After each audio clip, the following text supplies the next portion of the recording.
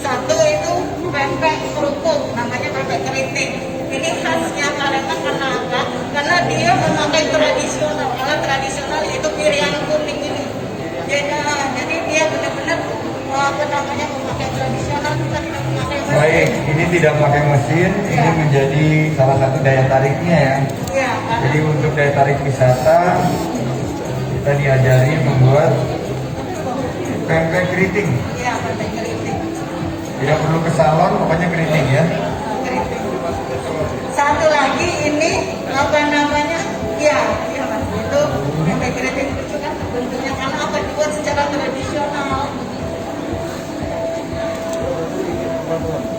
Satu lagi kita membuat itu pempek kapal selam. Nah khasnya di Palembang ini Pak, jadi pempek kapal selam. Pempek kapal selam itu isinya telur bebek Pak.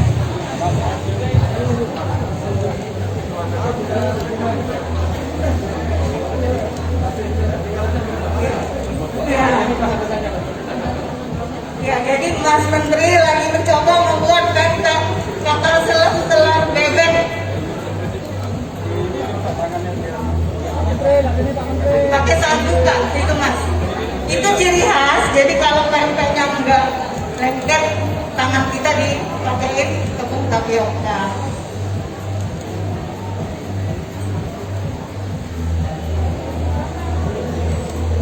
Jadi Mas Menteri yang menguatkan pedagang pempek di Palembang ini adalah asosiasi. Kami bergabung di asosiasi. Jadi semua bergabung. Pedagang pempek itu di asosiasi. Udah cantik, sudah bisa menjadi pria jualan pempek. Harusnya direbusan.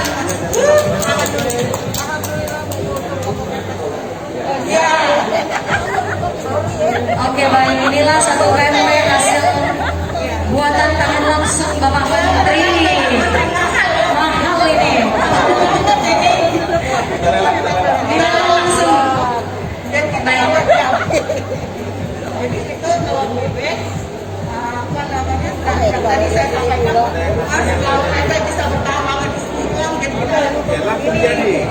Langsung jadi, bukan sulap, bukan sihir. Tring. Oh, langsung jadi, tepuk tangan Bapak dan Ibu. Baik, sudah jadi, dia langsung jadi begitu ya. Ini menghidupkan kembali setelah 1,5 tahun omset mengalami penurunan. Ini sekarang kita bangun jaringan pemasaran, permodalannya. Pak Residen, terima kasih Pak Aupa, Pak Akbar Alvaro, dan juga Pak Arianto, bahwa ibu-ibu ini adalah pahlawan pencipta lapangan kerja.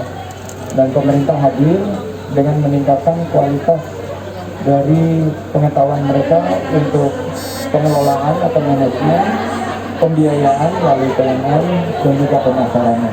Kita harapkan ini akan menjadi sinyal kebangkitan UMKM, khususnya di sektor ekonomi kreatif, kuliner, kria, dan fashion.